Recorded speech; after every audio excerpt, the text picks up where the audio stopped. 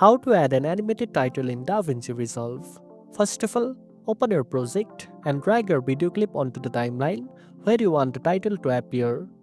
Next, open the effects library and under the title section, choose an animated title preset like text plus, scrolling text, fusion titles, and more. Drag it above your video on the timeline. Then, select the title clip on the timeline and go to the inspector panel on the top right to edit the text content and customize the font, size, and color. Here you will find the settings for transform such as position, zoom, rotation, and opacity. Click the diamond icon next to the property you want to animate to create a keyframe at the beginning of the clip.